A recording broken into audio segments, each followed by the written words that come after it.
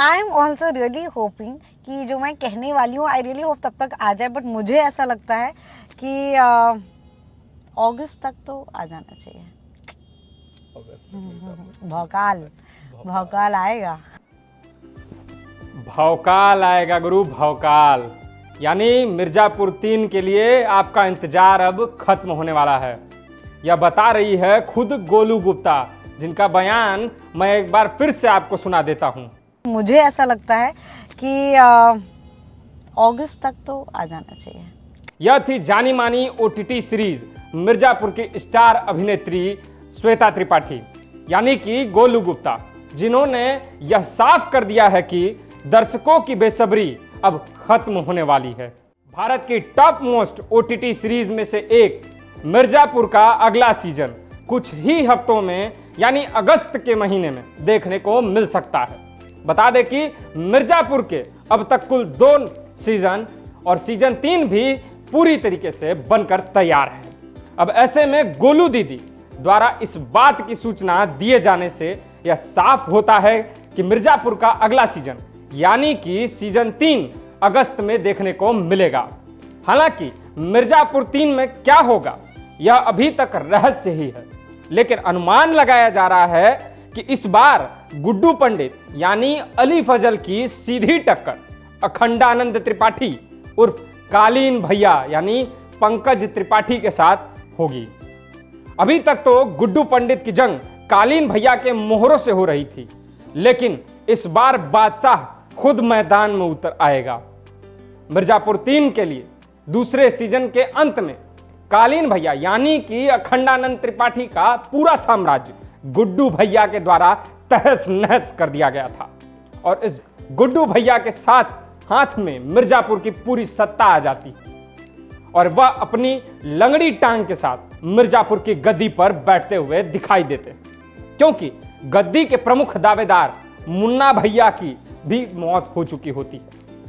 गुड्डू पंडित को लग रहा है कि कालीन भैया भी मारे जा चुके हैं, लेकिन ऐसा होता नहीं है। सीजन 2 के अंत में जब कालीन भैया को गोली लगी थी तो जौनपुर के शरद शुक्ला के द्वारा कालीन भैया को बचाते हुए देखा गया था। शरद शुक्ला कालीन भैया के दोस्त से दुश्मन बने रति शंकर शुक्ला का बेटा था, जिसके बाद यह अनुमान लगाया जा सकता है कि सत्ता की लड़ाई इस बार और भी रोचक होने वाली है, क्योंकि शरद का 2 ही संकल्प है। पहला मिर्जापुर की गद्दी और दूसरा गुड्डू पंडित की जान लेकर अपने पिता की हत्या का बदला लेना। सीजन 2 में इस बात का अनुमान लगाया गया था कि सत्ता का फैसला इस सीजन में हो जाएगा, पर ऐसा नहीं हुआ। अब ऐसे में एक बार फिर से सीजन 3 में भी दर्शकों का यही अनुमान लगाया जा रहा है कि क्या सीजन में मिर्जापुर के सत्ता का फैसला हो पाएगा या नहीं। हथियारों और गोला बारूद के इस खेल में इस बार एक और किरदार की भूमिका अहम होगी, जो बंदूकों से नहीं बल्कि दिमाग से खेलता है। और पिछली बार भी कालीन भैया के सर्वनाश में उसकी सबसे अहम भूमिका थी, और वो कोई और नहीं स्वयं कालीन भैया की बीवी उर्फ बीना त्रिपाठी यानी कि रसिका दुग्गल थी। यह बिल्कुल तय है कि सीजन 3 में बीना त्रिपाठी का बड़ा रोल देखने को मिलेगा, जो कि मिर्जापुर के सत्ता के खेल में इक्के का काम करती नजर आएंगी। आगामी सीजन में मकबूल यानी कि कालीन भैया के दाहिने हाथ का रोल भी अहम देखने को मिल सकता है। मकबूल इस सीजन गुड्डू भैया के साथ मिलकर अपनी मां और भांजे की मौत का बदला कालीन भैया से लेते नजर आ सकता है। सत्ता के इस खेल में गोलू गुप्ता का रोल इस सीजन और भी रोचक हो सकता है, क्योंकि गोलू ने अपने पिता से वादा कर रखा है कि वह मिर्जापुर की गद्दी पर बैठेंगी। मिर्जापुर की गद्दी का राज करने का सपना देख रही गोलू गुप्ता की राह का पहला रोड़ा होंगे खुद गुड्डू भैया। अभी यह पता नहीं चल पाया है कि मिर्जापुर आने वाले सीजन 3 में अधिकांश स्टार कास्ट वही पुराने ही होंगे या फिर सीजन 3 में कुछ नए कलाकार भी शामिल होंगे।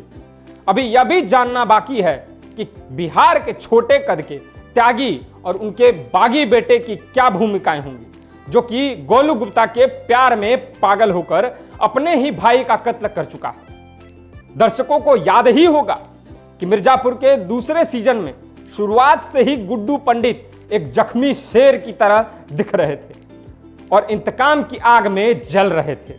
इसी तरह गोलू को भी अपना बदला चाहिए था और सीजन के अंत तक दोनों ही अपना बदला लेने में कामयाब रहते।